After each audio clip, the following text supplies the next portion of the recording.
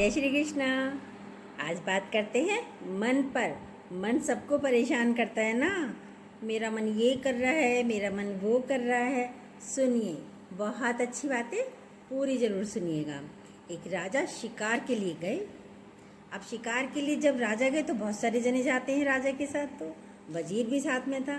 तो राजा ने अब चलते चलते घोड़े पर चलते चलते एक जगह राजा रुके, रात हो गई। तो राजा ने वजीर से कहा, वजीर एक बोतल लेके आना। वजीर ने कहा, अच्छा महाराज, ठीक है महाराज। चला गया। अब वो वजीर चला गया, आने में बहुत देर हो गई। भाई जो बोतल मिलती है वो तो आसपास ही थी कहीं, लेकिन वजीर को आने में बहुत देर हो गई। और जब देर हो गई, कई घंटे हो गए, निकल गए। अब राजा परेशान।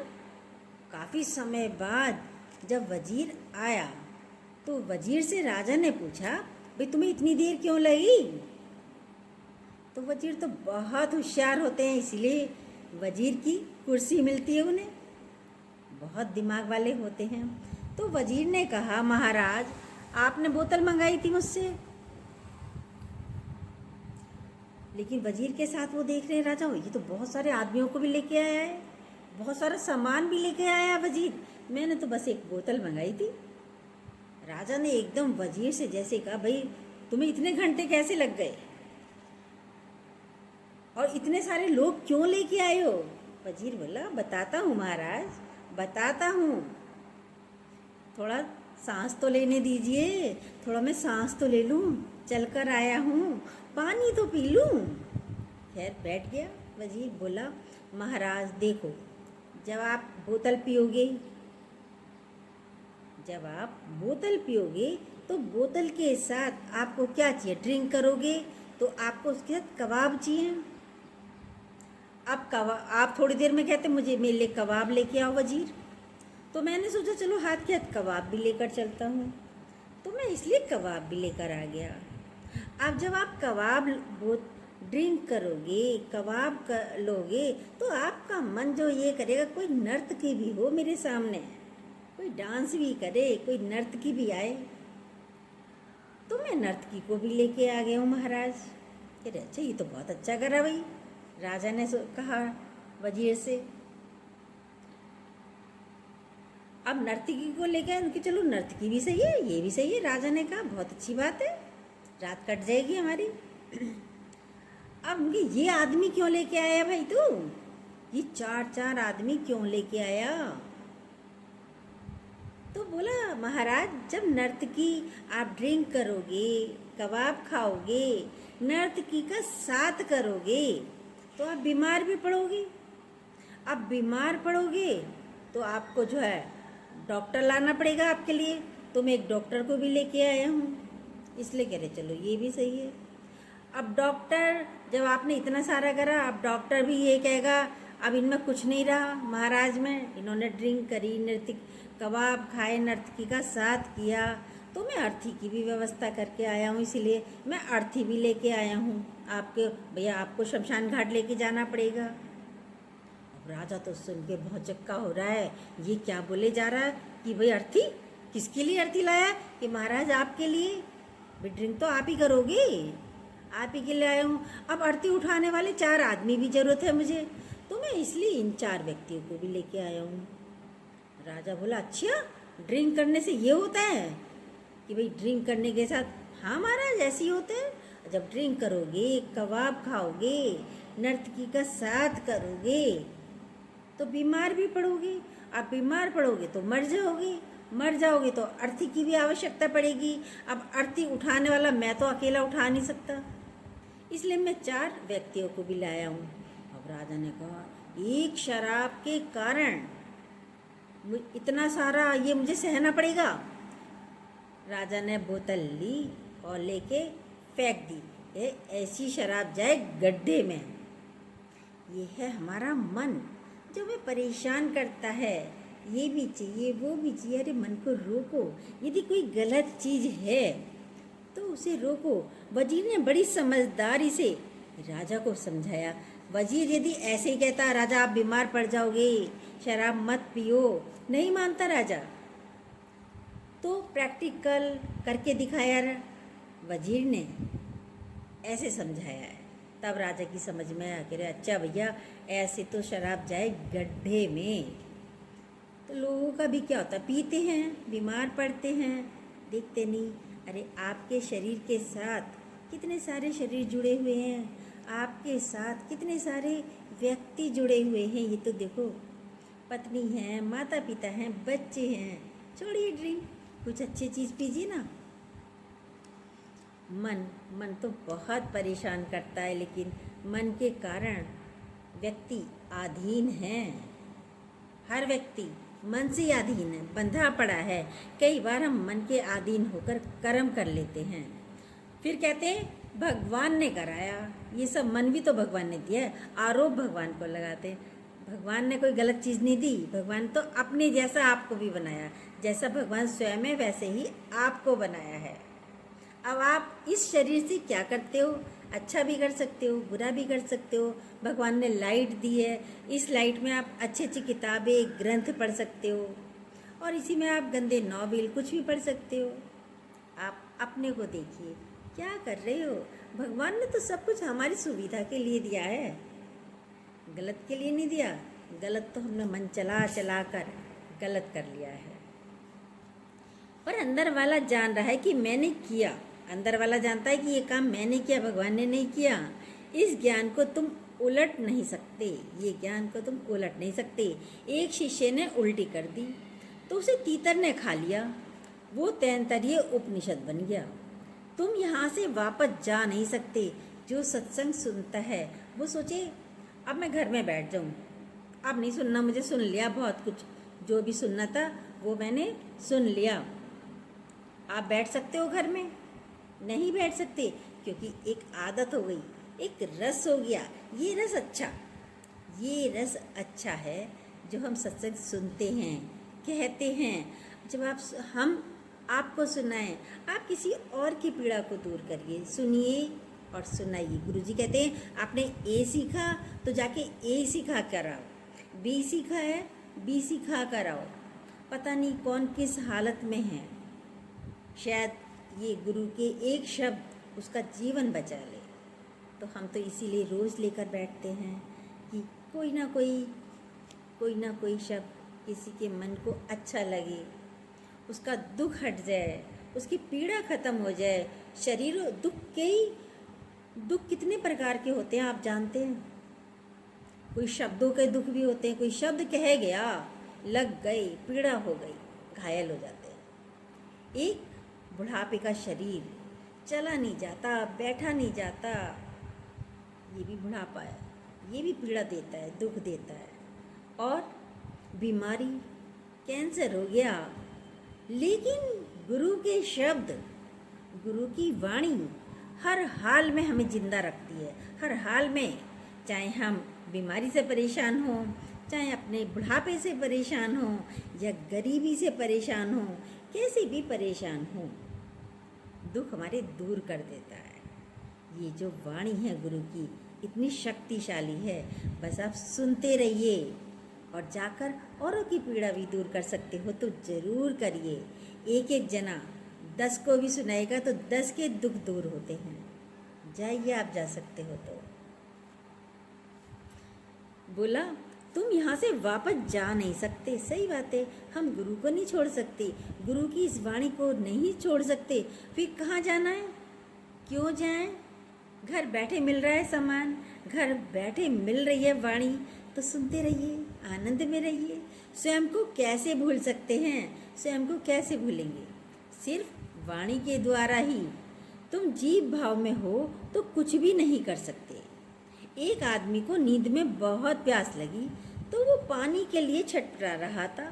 सपन में बाल्टी भी दिखाई दी, कुआं भी दिखाई दिया, रस्सी नहीं थी, लेकिन इतने में ही आँख खुल गई। बोला स्वप्न में मेरी अवस्थाएं हैं अलग अलग, स्वप्न में भी अलग अलग अवस्थाएं हैं। एक में मैं समर्थ हूँ, जागृत में तो मैं समर्थ हूँ, सब कुछ कर सकता हूँ, पानी भी पी सकता हूँ, बाल्टी भी कुएं में डाल सकता हूँ रस्सी से।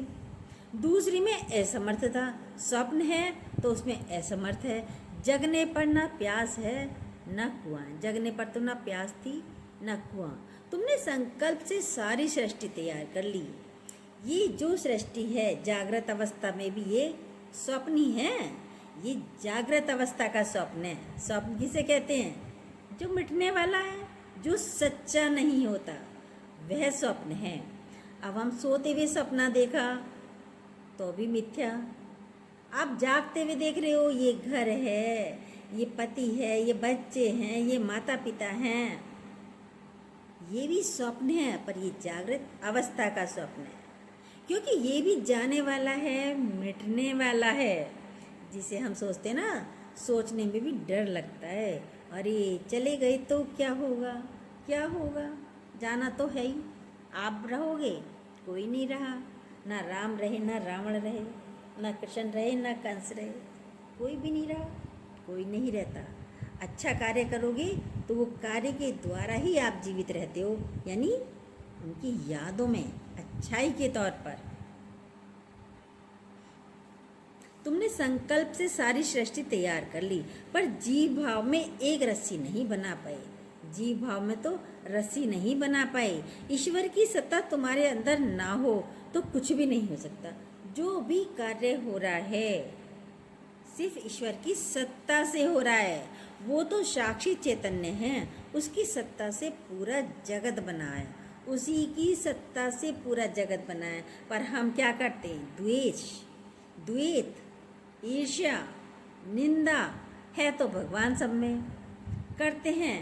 द्वेष, निंदा, द्वैत, दूसरा देख रहे हैं, भगवान कभी नहीं देखते। गुरु सदैव ऊंचाई की ही बात बताता है, पर मन नीचे की तरफ ले जाता है। गुरु तो ऊंचाई पे चढ़ाना चाहता है, अरे है ही भगवान वो भी, तुम भी भगवान, तू भी भगवान, वो भी भगवान, मैं भी भगवान, तुम भी भगवान और वो भी भगवान। तो बताइए फिर जीव है कहाँ, व्यक्ति है कहाँ? नहीं, कोई नहीं है भले मन के वास्ते, जीव नहीं है ही भगवान। तो गुरु हमेशा सदैव ऊंची बात बताते हैं और मन हमेशा नीचे की बात बताता है। कैसे मन बताता है नीचे की बात?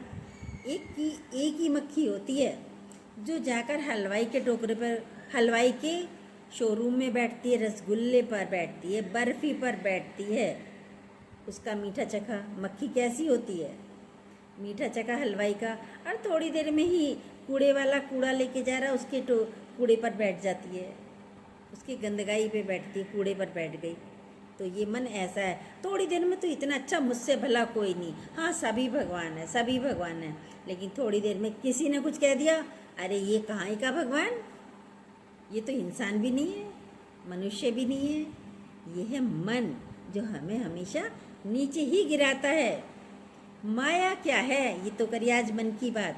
अब है माया। माया क्या है? एक व्यक्ति सुबह सुबह घूमने गया समुद्र के किनारे। अब घूम रहा था, घूमते घूमते समुद्र की लहर उसके पास आई। आते ही उस लहर में क्या हुआ? बहुत सारे हीरे मोती उसके पैर के पास आ गए। लहर के साथ बहुत सारे हीरे मोती आ गए। अब आ गए, उसने सबको उठाया, उठा लिया, उठा के इकट्ठा करा और सोचा जब दूसरी लहर आएगी तो मैं इन्हें धो लूँगा, क्योंकि रेत लग गया सब पर। अब सब पर रेत लग गया तो सोचा दूसरी लहर आएगी, उन्हें मैं धो के तब लेके जाऊँगा अपने घर, जेब में तब भरूँगा, अपने थैले में तब भरूँगा। अब उसने जैसे ही इंतज़ार किया, लहर आई, जैसे लहर आई वो सारे हीरे मोती लेकर चली गई। अब तो वो रोने लगा माथा पकड़कर बहुत जोर की, अरे मेरे हीरे मोती ले गई, अरे मैं तो लुट गया, मेरे सारे हीरे मोती चले गए, मैं तो गरीब हो गया, कितने सारे हीरे मोती आए थे। अब सुबह से हो गई शाम। अब जब पतिदेव घर नहीं पहुँचे तो पत्नी जी आई। भाई क्या हुआ? पत्नी भी आ गई, माँ भी आई, ढूंढते ढूंढते कहाँ गया मेरा बेटा, आया नहीं अभी तक, कह के गया समुंदर के किनारे जा रहा हूँ, जरा घूम के आ रहा हूँ। सुबह का गया हुआ। पत्नी भी आई, माँ भी आ गई। अब माँ ने कहा क्या हुआ बेटा, कैसे रो रहा है? माथा पकड़ कर रो रहा है, सिर पे हाथ रख के बैठा हुआ है, रो रहा है। तो उसने कहा माँ, अरे अम्मा बहुत सारे हीरे मोती आए थे और मैंने सोचा इतने सारे थे, बहुत सारे, हमारी तो गरीबी ख़त्म हो जाती। मैंने सोचा एक लहर आई है, अब दूसरी लहर में जरा मैं इन्हें धो के तभी थैले में भर के लेके जाऊंगा। माँ ने मारा एक थप्पड़, अरे मरे, तूने ऐसे ही भर लेता, ऐसे ही घर में ले आता, घर में ही धुल जाते, हीरे मोती तो रहते घर में। तू पागल है, तू बेवकूफ़ है, तू नालायक है। पत्नी ने भी कहा, तुम्हें तो अकल ही नहीं है, किसी ढेले भर की अकल नहीं है। तुम्हारी थी माया, जिसके लिए वो रोया उसकी थी माया? नहीं। पत्नी की थी? नहीं। माँ की थी? नहीं। किसी की भी नहीं थी माया। माया ऐसी होती है, बस दिखाती है अपनी छाया और रुलाती है और चली जाती है, खड़े खड़े आती है और फिर चली जाती है। लक्ष्मी ऐसी होती है, खड़े खड़े आती है फिर चली जाती है, पता ही नहीं चलता। अब आप कहोगे कैसे चली जाती है? हमने तो पैसे गिन के रखे हैं। हाँ, चली जाती, कैसे चली जाती है? सही बात है। पतिदेव तुम्हारे रुपया कमा के लाए रात को, आपने गिन के रखा, सुबह फ़ोन आया इतने रुपये चाहिए, लड़के भेज दो, ठीक है, आपने गिने दे दिए। सब्जी वाला आया, बहन जी इतने रुपये हो गए आपके, इतने दे दो। दूध वाले ने कहा इतने दे दो। चली गई? नहीं चली गई, रात को आई सुबह चली गई। हर एक को बच्चों की फ़ीस देनी है, मकान का किराया देना है, बिजली का बिल देना है, सब्जी वाले को देना है, मिर्च मसाले वाले को देना है, दूध वाले को देना है, फल वाले को देना है। देखिए, जाती नहीं जाती? आप कहते हो मेरी, कैसे है आपकी? माया खड़ी खड़ी आती है और खड़ी खड़ी चली जाती है, और आप कहते हो मेरी नहीं है। मेरी जो आपकी प्रारब्ध में है वो ही आपके पास रुकेगा, जो नहीं है वो नहीं रुकती है।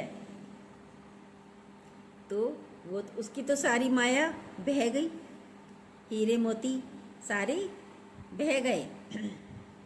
यह बात वह पत्नी ने भी देखी, माँ बाप को भी बताता है, सब नाराज भी हो जाते हैं उस पर। लेकिन इन सभी नादानों को, बेअक्लों से पूछो, क्या वह माया अपने साथ लाया था? नहीं लाया, वह लहर के साथ आई और लहर के साथ ही चली जाती है, बह गई। निधन, निधन क्या होता है? शब्दों में ही इतने अर्थ हैं कि आपको ऐसा लगेगा अरे हमने तो सोचा ही नहीं था ऐसा भी हो सकता है। निधन कहते ना, फलाने का निधन हो गया, यानी कि क्या है इसका मतलब? निधन यानी बेधन के हो गया, बिना धन के, निधन। अब धन इसके उसके किस काम का है? यानी बिना धन का सारी उम्र पैसे के संग्रह करता रहा, चाहे कितना ही पैसा इकट्ठा करो, लेकिन सब यहीं पर रह जाता है। यानी इंसान जब मरता है, कहते हैं उसका निधन हो गया। उसके मरते ही उसका धन, जमीन जायदाद, औलाद बांट लेती है, सब कुछ बच्चे बांट लेते हैं। फिर किसके लिए जीवन भर भागा? सोचिए, किसके लिए हम आज भी, अभी तो हम जिंदा हैं, निधन नहीं हुए हैं, देखिए किसके लिए भाग रहे हैं, क्या कर रहे हैं? अपने लिए तो करो। जीवन में भागता ही रहता है व्यक्ति, परमात्मा के लिए भागता तो शायद मिल जाता उसको कुछ अच्छे कर्म, भगवान तो मिल जाता। पूरी ज़िंदगी हम भागते हैं पैसे के लिए, धन के लिए, बच्चों के लिए, लेकिन परमात्मा को कोई चाहता ही नहीं। एक बार चाहते तो परमात्मा नहीं मिलता। पूरी ज़िंदगी परमात्मा के लिए तो थोड़ी सी देर के लिए हम लोग बैठते हैं, सुबह सुबह पूजा करने के लिए बैठे, उसमें भी मन कहीं और, मुख कहीं और, शरीर तो बैठा दिया पर मन, दूध वाला आ रहा है, कोई आ रहा है। एक व्यक्ति बैठ गया था ना पूजा करने के लिए, अब बैठ गया तो उसे किसी ने आवाज़ दी, भाई सेठ जी हैं? बहू ने तो बोला वो दुकान पर गए हैं, और वह बैठा हुआ सुन रहा है कि मैं तो पूजा कर रहा हूँ। कितनी झूठी बहू है, झूठ बोले जा रही है, और मैं यहाँ बैठा हूँ घर में पूजा कर रहा हूँ। कह रहे कब आएंगे? कह रहे अभी तो बहुत देर लगेगी उन्हें, तो वो तो चप्पल बदलवाने गए हैं, एक 7 नंबर के लिए, एक 8 नंबर के लिए। कह रहे अच्छा? कह रहे कब तक आएंगे, भी शाम तक आएंगे। अब शाम तक आएंगे। और वो सेठ जी सारी बातें बैठे हुए सुन रहे हैं। कितनी झूठी बहू है मेरी, झूठ बोले जा रही है। मैं यहीं बैठा हूँ, थोड़ी देर बैठा लेती, जो है मैं अभी उठ के बातें कर लेता। सुन रहे चुपचाप, पूजा में तो बैठे हैं पर दिमाग बहू की बातों पर था। ये है मन। अब वो थोड़ी देर में वो तो चला जाता, कह रहा अच्छा चलो भाई शाम को ही बातें कर लेंगे सेठ जी से हम। अब वो चला गया। अब सेठ जी तो पूजा करके उठे। पूजा करके जैसे उठे, बहू से बोले भाई मैं पूजा कर रहा था, तूने झूठ क्यों बोला? उससे जो है कह रहे पिताजी आप एक बात सच्ची बताओ, आप पूजा कर रहे थे, आपका दिमाग में था ना कि मैं चप्पल बदलनी है मुझे? रात में 7 नंबर की और 8 नंबर की चप्पल ले आया था। कह रहे हाँ ये मेरे मन में बात चल रही थी, तो मैंने तो सच्ची कहा। तो जो आप पूजा कहाँ कर रहे थे आप तो मन में ये सोच रहे थे मुझे चप्पल बदलनी है। तो पूजा के लिए हमारा मन कहाँ रुकता है, कहने का मतलब ये। वो व्यक्ति भी बोला, सेठ जी बोले अरे ये तो मेरे मन की बात पहचान जाती, कैसी बहू है, ये सारी बातें पढ़ लेती है कि अरे आपका मन नहीं था मैं दुकान पे जाऊंगा, पहले दुकान खोलूंगा, फिर वहाँ पे देखूंगा, फिर चप्पल वाले की दुकान पे जाऊंगा। ये सारी बातें हाँ पूजा करते मेरे मन में चल रही। वो सोच रहा है सेठ जी, अरे इसको कैसे पता चल गई बहू को, ये कैसी है जो अंदर की बात भी पहचान जाती, जान जाती है। तो कह रही ये सारी बातें चल रही थी। तो हर व्यक्ति की यही बात है, यदि कोई प्रॉब्लम है तो पूजा के समय, क्योंकि मन को एकांत में बैठाना है। अब एकांत में तो वही बातें आएंगी ना, किसको कितने रुपए दिए, अरे फलाने से इतने रुपए लेने हैं, अरे फलाने को इतने देने हैं। तो सारी बातें पूजा के टाइम पर ही आती हैं। जब हम मन को एकाग्र करना चाहते हैं तो मन को रोकिए। पूजा में बैठे हो तो पूजा में ही बैठिए, जैसे शरीर को पूजा में बैठाया है तो मन को भी पूजा में ही बैठाइए। तभी तो सच्ची प्रार्थना है, साधना है, तपस्या है, ध्यान है। भगवान को एकाग्र मन से ध्याएं। ये है मन को इकट्ठा एकाग्र करना। एकांत में बैठिए। मन के लिए मन को ले लेंगे, ये नहीं तन इधर मन इधर ना। मैं वो एक भजन आता है, ना मैं तन ही रहा ना मैं मन ही रहा, गुरु मिलने से झगड़ा खत्म हो गया, गुरु मिलने से झगड़ा खत्म हो गया। ना मैं तन ही रहा ना मैं मन ही रहा, गुरु मिलने से झगड़ा खत्म हो गया। गुरु मिलने से सारे झगड़े खत्म हो जाते हैं। तन के अंदर हम रह ही नहीं पाते, ऐसे हो जाते उड़े उड़े से। और माया भी ये छाया ही है। क्यों भागे माया के लिए, जब हमें लेकर कुछ जाना नहीं। तो अपने आप को देखिए, हम क्या कर रहे हैं, कहाँ बैठे हैं, क्या सोच रहे हैं, क्यों दुखी हो रहे हैं। तो इसलिए आनंद से रहिए, मज़े से रहिए, आनंद से रहिए, परमानंद में रहिए। आनंद ही नहीं, परम आनंद में रहिए। जब हम गुरु के साथ रहते हैं तो परम आनंद में रहते हैं। जय श्री कृष्णा। यदि ये बातें आपको अच्छी लगती हैं तो प्लीज़ अपने लाइक कमेंट कीजिएगा, और जो न्यू हो प्लीज़ सब्सक्राइब कीजिएगा, बेल को दोबारा प्रेस ज़रूर कीजिए।